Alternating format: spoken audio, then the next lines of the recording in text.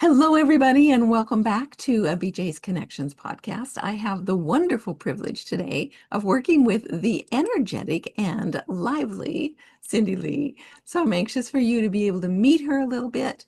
Cindy Lee is an entrepreneur at heart. She has been at this entrepreneurial journey for many, many years. She loves connecting with people. She loves helping people build their businesses. And I'm going to let her tell you just a little bit about herself. So, Cindy, go ahead and just introduce yourself. And then I would love to know, how did you get started in business? Well, I'll go way back when I was 16 years old, and I just found this out a few years ago. I sent a greeting card for Princess Diana and Charles' wedding. And come to find out, it was my 16th birthday on July 29th. I mean, what are the odds? And then we'll go in a little bit further in a little bit on how it is from there until now.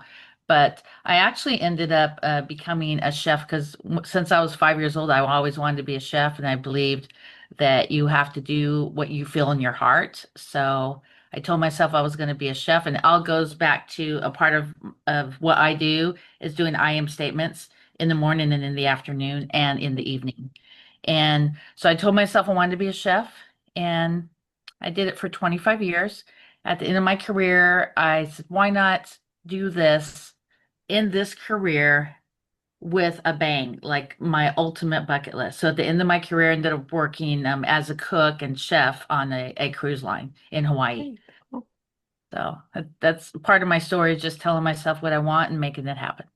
so how long did you stay in the cruise world? Oh, it was just one contract, just a few Okay, months. Yeah. just for something fun. Hmm. Yeah. Okay, and then from there, you've moved into a different avenue, different level of business. Tell us what you're doing now. Well, all of that had a lot to do with where I'm at now. So about 10 years after I sent that card to Princess Diana, I lived in Las Vegas. I had a housekeeping slash personal chef service. At Okay. that time, I was a cook at Roost Chris Steakhouse, and I realized it was time for me to make a change. And I was making pretty good money at that time. I believe 7 or 8 thousand a month, and that was at my age. That was pretty Yeah. lucrative. Said, well, why don't I just follow my dream and be an entrepreneur? I've always wanted to do that. When I was younger, my parents had apartments, so I would clean the apartments. So, and then I was using my culinary career as a part of that. And then when 2007 hit, I lost almost every single client except for one, when they had that big real estate crunch situation. Yeah. And before that happened, one of my clients said, well, you always are sending me gifts. He goes, I'm not even your dad, and you're sending me a gift on Father's Day. I think you ought to have this as a part of your concierge business. And so I started doing that. And at that time, I would send cards and gifts by going to Walmart, and then I would go to Hallmark to get chocolate. And I would go to 2 or 3 different places to get somebody a gift. And then in 2012, I started realizing that I was existing in my life. I needed to start living. And I started blogging about travel and different things to do inexpensively when my friends introduced me to a travel club. And in 2018, I said, I think I want to do my own thing. I want to be in charge of my destiny. I want to be able to create a legacy. Maybe I'll become a travel agent. So I was talking to a couple of my clients for the marketing, and they said, why don't you add travel to your concierge? I'm like, well, I already have a lot of other services. Oh, no, it'd be perfect because small business owners are busy and they want someone to organize their marketing, and they want someone to help them go on vacation. So here we are, full circle all those years later. So if you were to wrap up everything that you do, what name would you give yourself and what would you put underneath that umbrella so people are super clear about what they can come to you for? Well, the name of my marketing company is Surf City Concierge. So I help people, I teach them how to market properly. I teach them how to build relationships. I send different gifts. So what's really unique about me versus any other business out there, or any other travel agency actually out there, is I send gifts based on a business anniversary. So I find out when people's business anniversary is or business birthday, and I send them a gift every year. I also send them a gift on their birthday, their actual birthday, and then I'll send an article in the mail, just making it about them. And when I follow up with my clients, it's not about when you're ready to do more marketing or when you're ready to go on a trip or on a cruise. It's like, hey, this is Cindy. I want to let you know I'm thinking of you today. Has nothing to do about business. So when you're building that rapport, it comes from the heart, and people really start caring when they see that you care. So that's really what it boils down to. Okay. So Mhm. you really come in and you help a business owner with their marketing, their personal care, with Mhm. vacations, Yes. recognition, and that Mhm. recognition is what you do for that client, not necessarily what they hire you to do for someone else, correct? Correct. Look at that. You just take care of them beautifully. So, what's in your bucket list now, and what are some of the things that you would love to be doing, and how can that help some of our new clients that might come your way? Well, becoming an author is on my bucket list. So back around 13 years ago, I taught a Facebook class, and one of my students said, Cindy, how do you not have a book out? There's so much great content in these classes that you teach. Well, I'm not really the best writer and typo queen. They said, "Oh, don't worry about that because somebody can actually help you with that. You write the book and you have someone edit it." And I said, "Okay." So started that 13 years ago. And the one mistake that I did make, I do have a loved one who is in healthcare, dementia care. And so instead of putting all the content into that book, I actually I added it to a Facebook page. And now I'm scrolling to try to get all that content and put it in the book. So if you're going to write a book and a family situation comes about, definitely put it in the book instead of social media because now I'm scrolling for 13 years back. So Good point. Don't trust your content to a platform you do not own. exactly. Always keep your original content, some copy of it for yourself. So that's really good advice.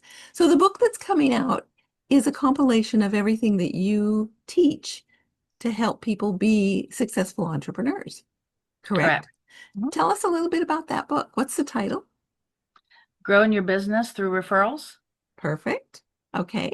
And what are some of the things that you touch on in that book that you know that we need? The number one is how to give a referral. And do you know that I don't know the exact count, but I know it's more than 50% of people who are giving a referral, that they're giving you a lead, not a referral.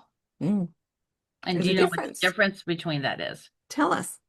Yeah, so a lead would be, hey Cindy, I gave you a referral. I sent a couple of my friends to your website. That's a lead. You're not making that full solid relationship. Like I want to do a shout out to Mary West because that's how we met. And every time I give her a referral, I either text it to her with the person on there or I email. We do an introduction, we do an edification of each party. We give their phone number, why they need to connect. And there's also two type of referrals. There's a direct referral. So say someone's looking for a marketing coach or a plumber or a real estate agent. That's someone who's specifically looking for that type of referral. And then I have what's called a direct referral, which is a lot of my referrals are direct referrals. That someone who really needs to connect. You connected me to someone in Costa Rica. Yeah, and he is in my book as well. So that Okay. was a direct referral. Excellent. Someone in your sphere of influence. Okay. Yeah. So, who right now is an ideal client that we can keep our eyes and ears open for, in addition to ourselves, that we might like to make that direct referral to you? The ideal client would be somebody who needs help with follow-up and knows the process of a follow-up. Also, the ideal client is somebody who wants to learn how to properly refer and how to properly network. I talk about in the book, like, what do you need to know before, during, and after that meeting? So say you go for a one-on-one, or if you go for, let's say, like a chamber meeting or some kind of networking meeting. And when you're networking, don't be quick to throw out your card. Be the connector. Pretend that that is your event and just start greeting people. And one of the biggest tips that I talk about, I'll give a little trick here that's in my book, is when you are networking at live events, go around the room, find a person that you want to connect somebody else to, get a one or two sentences about them, and then either bring that other person back to them or bring that other person's card. So they are going to say, well, Cindy, I really want to get to know you, or BJ, I really want to get to know you. And you'll just say, why don't we just meet for coffee in a couple days virtually or in person? But today is all about you. It always goes back to being the connector. Nice, very nice. I love the journey that you've been on. I love what you've Yeah. put together for people. So, as an entrepreneur, one thing I know some of us would love to know is in this journey, was there a time or more than one where you felt like there was kind of a struggle and you really had to dig in to find a solution to something that was stopping you? Because as entrepreneurs, there's bumps, there's hurdles, there's challenges. What did you run into and what did you use, mindset or physical tools or whatever, to get yourself over the bump? So I'll give you a couple examples. Never listen to the naysayers. When you have something in your heart, go for it and never give up. When I first started the Bucket List Coach Travel and Tours, I had a friend who discouraged me using that name. She doesn't like the word coach. And I Mm, said, well, I just feel it in my heart. I'm going to go ahead and keep the name. And all these years later, I'm now in the travel business where I've signed up over 80 travel agents and I mentor them weekly, different ones throughout the month. And I'm going to say that's really powerful is to always go with your gut and find yes, your why. So about a yes. year before I started my travel agency, I started deep diving into what my life has been like so far. And one of my biggest inspirations is Anthony Bourdain. And then a year later is when he passed away in 2018. And that's when I started my travel agency. Mm, Also in Santa Cruz, California, in 2017, I went to visit a museum, a really nice surf museum right there in downtown Santa Cruz. I always like to say hi when I cross people's paths. I walk out of the museum and there was this young man. Do you know that I have a bucket list? I just said, hi, how are you? And that was the very first thing. And I think Brazil was on his list, was one of the things that was on his list. Now, what are the odds that you would meet somebody? And that right there was the light bulb that what I'm doing is what I'm supposed to be doing. It's literally God's work telling me that I need to be doing what I'm doing. And at that time, I was in travel multi-level marketing. And I said, it's time for me to start my own agency. And I found an amazing gentleman out of LA in Lancaster, California, John Smith. And I just met him through circles. And here I am, all these years later. So I'm pretty grateful for what the universe has brought. And things don't always happen at your time. That's what if you're a new entrepreneur and you're listening, don't think that you're not going to be successful because you have to fail before you succeed. That's super important mindset. mm.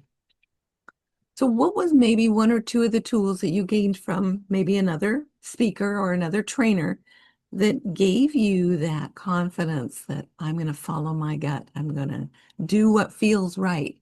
What did you tell yourself, or what tools did you put into place?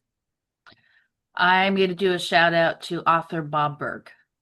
Okay. Endless Referrals, The Go Giver, Sell More. I seen him on an audio podcast many, many years ago. As a matter of fact, there's a big mention in my book about him. He was on my podcast a couple of years ago, and he was just pretty powerful. And he was in Mm, that same mindset, and then thinking about ways that you could train your subconscious mind and tell yourself those I am statements. That's mhm. really what has powered me through the person that I am today. Nice. Okay. So, if someone wants to reach out to you, can you tell them exactly either your email or your website so that they can reach out to you? I'll put it also in the comments below, but just in case you're listening while you're doing something else, I want you to hear from Cindy. Where can they reach you? So my website is growing your business through referrals.com. All right.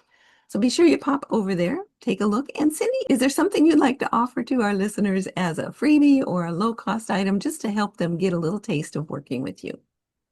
So if you subscribe to any of my YouTubes, there's Bucket List Coach Web Show, and there's also Growing Your Business Through Referrals. Okay. So if you subscribe to one of those and you just post a comment in one of the videos, then I'll give you a free copy of Pursuing Your Bucket List ebook. Nice. Okay. Is there any last words you'd like to give our audience before we wrap it up?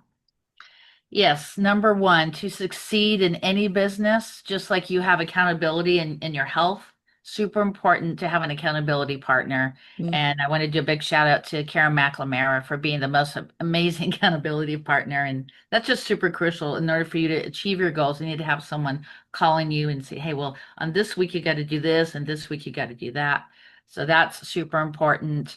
And think of 5 people every day that you could text or a message and let them know that you are very grateful. Nothing to do about business, just letting them know that you're one of the most amazing people on the planet.